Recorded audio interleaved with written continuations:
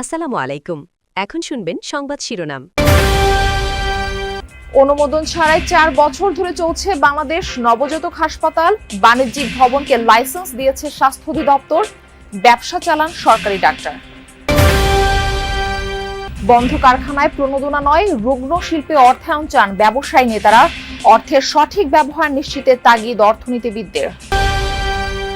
Iran যুক্তরাষ্ট্র চুক্তি জোরালো সম্ভাবনা তৈরি হলেও ফের অনিশ্চয়তা। দ্রুত কোনো সমঝোতায় পৌঁছাতে চান না, চাপ না দেওয়ার নির্দেশ ট্রাম্পের। কুড়িগ্রামে টানা বৃষ্টিপাতে ফসলের ব্যাপক ক্ষতি, হাট বাজারেও মন্দা। অনেক কৃষক পরিবারে নেই ঈদের আমেজ। এতক্ষণ শুনছিলেন সংবাদ শিরোনাম, এখন শুনবেন বিস্তারিত সংবাদের আগে আমাদের যমুনা 24 টিভি চ্যানেলটিকে সাবস্ক্রাইব বা ফলো করে আমাদের সাথে থাকুন আর কমেন্ট করে জানান আপনি কোথা থেকে সংবাদ শুনছেন। রাজুকের অনুমোদন নেই ফায়ার সার্ভিস ও পরিবেশ অধিদপ্তরের ছাড়পত্র। তারপরও হাসপাতাল হিসেবে পেয়ে গেছে স্বাস্থ্য অধিদপ্তরের লাইসেন্স। তাও 1-2 বছরের জন্য নয়, চলছে 4 বছর ধরে। নাম বাংলাদেশ নবজাতক হাসপাতাল লিমিটেড। সেখানে ঝুঁকিতে চিকিৎসা চলে 3 থেকে 400 শিশুর। 2 বছরে 2বার আগুন লাগে ঢাকা শিশু হাসপাতালে। তারও আগে আগুন লেগেছিল সরোয়ার্দী হাসপাতালে। পর্যাপ্ত ব্যবস্থা থাকায় বড় ধরনের দুর্ঘটনা থেকে রক্ষা পায় হাসপাতাল দুটি। এরপর ফায়ার সার্ভিসের করা জরিপে উঠে আসে ভয়ঙ্কর তথ্য। ঢাকা ও আশপাশের 222টি হাসপাতাল রয়েছে অগ্নি ঝুঁকিতে। এই যখন অবস্থা, তখন মিলল আরও ভয়াবহ এক হাসপাতালের খোঁজ। নারায়ণগঞ্জের সাইনবোর্ড এলাকা। 4 বছর আগে এটি ছিল বাণিজ্যিক ভবন। রাজুকের শর্ত পূরণ না করে বাণিজ্যিক ভবনটি রূপ নেয় নবজাতক হাসপাতালে। 4 তলা হয়ে যায় 10 তলা। এটা নিয়ে মোবাইল কোর্টও হয়েছে। এটা তো রাজুকের অনুমোদন নাই, আমরা বলতে পারি। না, রাজুকের অনুমোদন নেই। শুধু রাজুক নয়, নেই পরিবেশ অধিদপ্তরের ছাড়পত্রও। আমরা যখন ছাড়পত্র দিই, আমরা ফায়ার সার্ভিস অনুমোদন আছে কিনা এটা দেখি। তো সেই ক্ষেত্রে ওনার যদি অনুমোদন না থাকে আমরা তো দিতে পারবো না। আবেদন করলেও পায়নি ফায়ার সার্ভিসের ছাড়পত্র। জানা যাক কি কারণে ছাড়পত্র দেওয়া হয়নি তাদের। 9 তলা 10 তলা ভবন, সামনে যায় দেখি যে 4-5 ফিট 6 ফিট রাস্তা। ভবন কিভাবে হয় এগুলো আমাদের বোধগম্য নয় ভাই। আমরা আবার বলি যে সামনে 20 ফিট রাস্তা থাকতে হবে। রাস্তা এই সাইডটা যদি ওরা ক্লিয়ার আমাদের দিতে পারে তখন আমরা দিব, তার আগে আর এটা দেওয়ার সুযোগ নেই।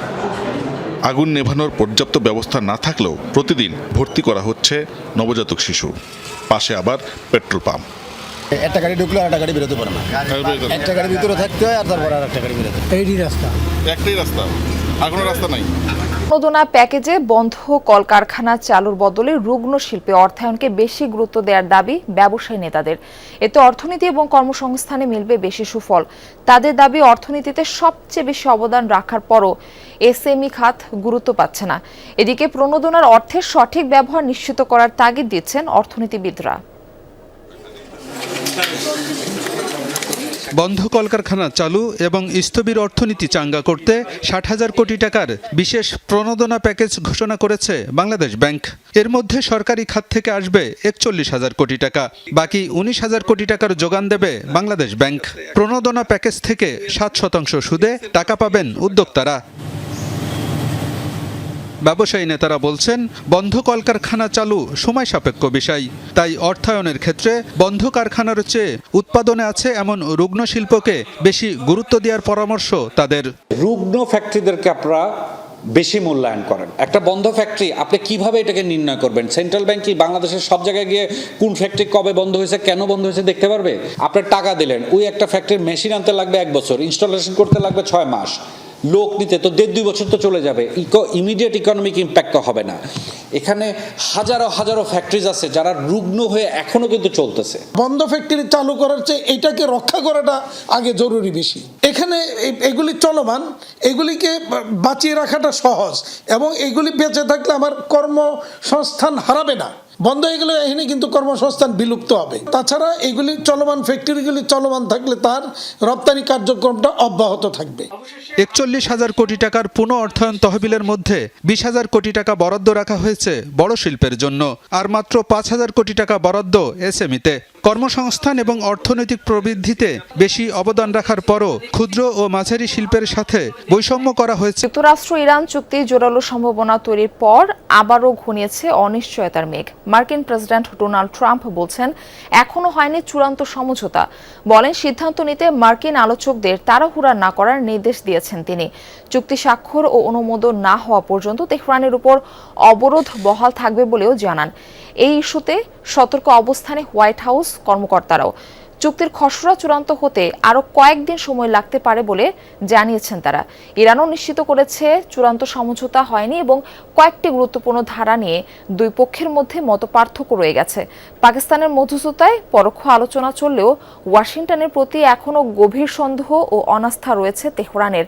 কাতারে জব্দ থাকা 1200 কোটি ডলারের ইরানি সম্পদে অবিলম্বে ছাড়ের দাবি তুলেছেন তেহরানের আলোচকরা। পাকিস্তানের বেলুচিস্তানে চলমান বিচ্ছিন্নতাবাদী সহিংসতা ও নিরাপত্তা অভিযানের উত্তপ্ত পরিস্থিতির মধ্যেই নতুন করে আলোচনার কেন্দ্রবিন্দুতে এসেছে সশস্ত্র সংগঠন বেলুচ লিবারেশন আর্মি বা BLA এর নারী শাখা। সংগঠনটি এবার প্রকাশ করেছে তাদের নারী কমান্ডার এবং নারী যোদ্ধাদের অংশগ্রহণে তৈরি একটি ভিডিও চিত্র, যা নিয়ে ইতোমধ্যেই তীব্র প্রতিক্রিয়া তৈরি হয়েছে। ভিডিওতে বেলুচ জনগণকে সরাসরি স্বাধীনতা আন্দোলনের প্রতি সমর্থন জানানোর আহ্বান জানানো হয়, যা পরিস্থিতিকে আরো উত্তপ্ত করে তুলেছে। পাহাড়ি এলাকা উত্তরের কৃষি নির্ভর জেলা কুড়িগ্রামে টানা ও রেকর্ড বৃষ্টিপাতে ব্যাপক ক্ষতিগ্রস্ত কৃষকরা। বোরো ধান, পাট, ভুট্টা ও সবজির ক্ষেত পানিতে তলিয়ে যাওয়ায় সংকটে হাজারো পরিবার। ঈদুল আজহার সামনে থাকলেও অনেক কৃষক পরিবারে নেই উৎসবের আমেজ। কুরবানির ঈদকে সামনে রেখে যখন পশু বেচাকেনায় ব্যস্ততা, তখন কুড়িগ্রামের অনেক কৃষক পরিবার দিন গুনছেন অনিশ্চয়তা আর দুশ্চিন্তায়। গেল কয়েকদিনের অতিবৃষ্টিতে এখনও তলিয়ে আছে বিস্তীর্ণ ফসলি জমি। কোমর পানিতে নেমে সেই আধা পাকা ধান কাটছেন ক্ষতিগ্রস্ত চাষিরা। ধান মনে করেন যে অর্ধেক উঠছে, এখন অর্ধেক পানি নিচে আছে। এই ধানটা এখন বাঁচা যাবে না, ধানটা নষ্ট। লেবারও পাওয়া যায় না, লেবারেরও দাম বেশি, ধানের তো দাম নেয় না। এখন যে কি হবে? অতিবৃষ্টির কারণে শুধু ধান নয়, ক্ষতিগ্রস্ত হয়েছে আলু, ভুট্টা, পাট ও সবজির ক্ষেত। কৃষকদের প্রধান আয়ের উৎস নষ্ট হওয়ায় হাতে নেই নগদ অর্থ। ফলে পরিবারের জন্য নতুন পোশাক কিংবা ঈদের বাজার করাও অসম্ভব হয়ে দাঁড়িয়েছে। ফসল তুলিয়া ঈদ করম, কোরবানি দেব, কাপড় চোপড় হাবি জাবি কিনব। এখন তো আমার সেই আশাও হয় না, দূর আশাত পড়ি গেল, সেটাও তো করিবার পাই না। ধান আনামে তলে গেছেন, কিভাবে কুরবানি দিবে? ধান বিক্রি করিয়ে তো তারা কুরবানি দেবে। তলিয়ে যাওয়া জমির ফসল কাটতে দেখা দিয়েছে শ্রমিক সংকট। বাড়তি মজুরি গুনতে না পেরে অনেক কৃষক নিজেরাই মাঠে নেমেছেন। এদিকে বৈরী আবহাওয়ার প্রভাব পড়েছে পশুর হাটেও। বাইরে থেকে পাইকার ও ক্রেতা কম আসায় কমে গেছে বেচাকেনা। পানির তলে ধান 1500